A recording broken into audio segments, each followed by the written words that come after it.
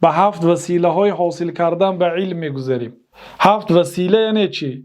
شما به مکه رفتنی هستید. برای به مکه رفتن یکی از وسیله های رفتن مثلا داشتن جواز سفر، یعنی پاسپورت، حجت.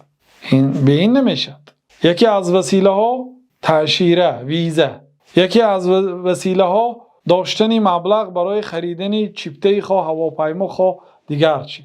مثلا همین ها وسیله. انا همین کارها رو اگر اجرا نکنید شما نمیتونید به مکه رفت. به واسطه همین چیزا میرید. 7 وسیله هست که به وسیله این چیزها انسان علم حاصل میکند. یکمین این وسیله ها اخلاص العمل لله سبحانه و تعالی. این علم را انسان باید خالص برای رازگی الله تعالی آموزد. در سنن ابو داود با سند صحیح آمده است که جناب رسول الله صلی الله علیه و سلم گفتند که من تعلم علما مما یبتغى به وجه الله لا يتعلمه الا ليصيب به عرضا من الدنيا لم يجد عرف الجنة يوم القيامه، یعنی ریحها.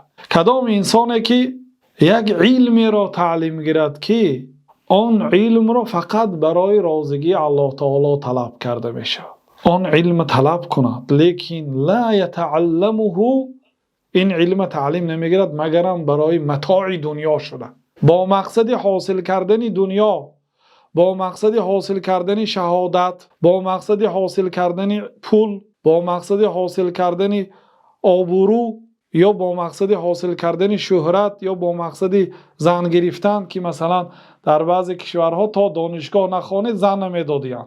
برای همین چیزها اگر خواند لم یجد عرف الجنه، بوی جنت را نمیبیند گفتن. و حالا که بویش از مسافه 40 سالینه راه می آید، در دیگر حدیث آمده است. اما علم دنیا را اگر کسی به خاطر دنیا خواند گناهکار نمیشد. مثلا یک آدم علم طب آموخت، گفت که من یک طبیبی نامی میشم، یک طبیبی مشهور میشم، یک کلینیکی میکشایم که در نزد من فقط پادشاهان و میلیونرها و میلیاردرها طبابت میگیرد. گفته با همین نیت علم طب آموخت، گناهکار نمیشه. یک آدم علم اقتصاد آموخت با نیت میلیونر و میلیاردر شدن، از همه بایترین مرد دنیا میشم گفت.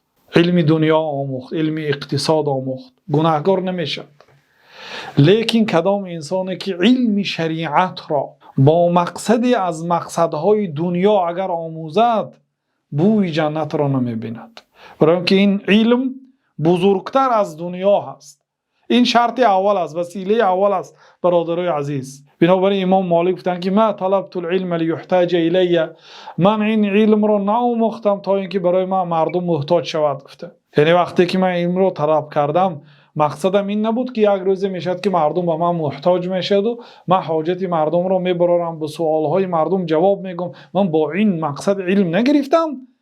و کذالک کان الناس، و مردم هم همین خیل بودن. گفتن یعنی نقل از سلف است، تابعین، تبع تابعین، مردم هم همین خیل برای همین علم میگرفتن. بنابراین امام احمد هم گفتن که علم آموز برای برداشتن جاهلیت از خودت. کسی که علم میگیرد او جاهل نمیشد، او جاهل نیست.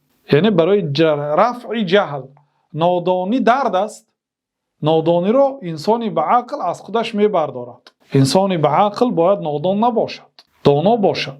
برای همین باید علم آموزید.